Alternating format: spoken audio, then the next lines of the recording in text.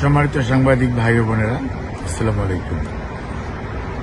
আপনারা জানেন বাংলাদেশ জাতীয়তাবাদী দলের চেয়ারপারসন দেশনেত্রী বেগম খালেদা জিয়া, সাবেক 3 বারের প্রধানমন্ত্রী, বাংলাদেশ গণপ্রজাতন্ত্রী বাংলাদেশ সরকার, উনি এখানে গত 8 তারিখ থেকে ভর্তি আছেন আর চিকিৎসার জন্য, এবং আমাদের ভারপ্রাপ্ত চেয়ারম্যান জনাব তারেক রহমান সাহেবের তত্ত্বাবধানে তার চিকিৎসা হচ্ছে। আর প্রফেসর পেট্রিক কেনেডির অধীনে ভর্তি আছে।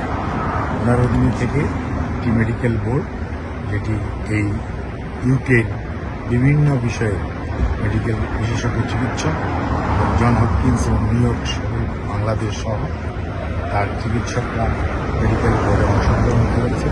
ওনার সর্বশেষ পরীক্ষা নিরীক্ষার যে রিপোর্টগুলো পর্যালোচনা করেছে এবং পরবর্তীতে আরও কিছু পরীক্ষা নিরীক্ষার জন্য সিদ্ধান্ত নিয়েছে এবং আরও 2 জন বিশেষজ্ঞ চিকিৎসক ওনাকে আগামী 2 দিনের মধ্যে ইনশাল্লাহ দেখবেন। পরবর্তীতে ওনার চিকিৎসার ব্যাপারে আমাদের যে পদ্ধতি, অর্থাৎ উনি তো এখন ওষুধ দিয়ে চিকিৎসা চলছে লিভারের জন্য, কিডনির জন্য, হার্টের জন্য, ডায়াবেটিস, প্রেশার, রিউমেটয়েড আর্থ্রাইটিস, প্রত্যেকটির জন্য। এর বাইরেও আরও যদি কোনো চিকিৎসা করা যায়, সেজন্যই আমরা জন হপকিন্সের মেডিকেল টিমের সদস্যরাও এখানে অংশগ্রহণ করেছিল, যাতে আমরা এটাকে একটা আপনার এক ছাদের নিচে চিকিৎসা, যেটা বলে ওয়ান আমব্রেলা, ওয়ান স্টপ সার্ভিসের মতো, সেটা করার ব্যাপারে ওনারা উদ্যোগ গ্রহণ করেছেন। এবং তারপরে ওনার সার্বিক অবস্থা বিবেচনা করে, ওনার বয়স, ওনার রোগের বিভিন্ন অঙ্গ প্রত্যঙ্গের মধ্যে যে ধরনের ক্ষতি গত 5.5 বৎসর যাবৎ বন্দি থাকা অবস্থায় সুচিকিৎসা কম পাওয়ার জন্য যা হয়েছে, বাইরে নিতে না পারার জন্য যা হয়েছে, সেগুলোর বিবেচনায় রেখে এবং ওনার এই বয়সের কথা বিবেচনায় রেখে ওনার জন্য যেটা সবচেয়ে মঙ্গলজনক হবে সেই ধরনের চিকিৎসা পদ্ধতি ওনারা অনুসরণ করবে বলে আমরাও আশা করি, এবং ওনারা সেই ধরনের চিন্তা করছে। সেটা হয়তো আগামী 2-3 দিন পরে, যখন আবার মেডিকেল বোর্ডের আরও কিছু এক্সটেন্ডেড মেম্বার আছেন, ওনারাও এই দেশের এবং দেশের বাইরে ওনারাও আবার সেটার মধ্যে আমাদের মতামত দেবেন। পরবর্তীতে সে অনুযায়ী ইনশাল্লাহ ওনার চিকিৎসা চলবে।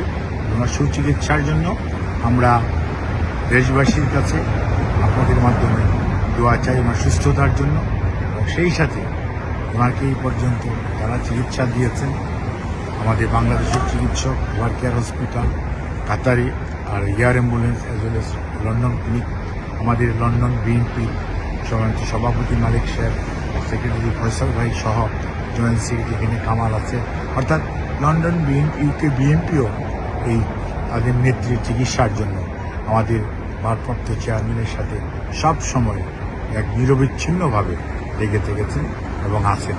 এবং আমরা আপনাদের সবার মাধ্যমে তাদের কাছে দোয়া চাই।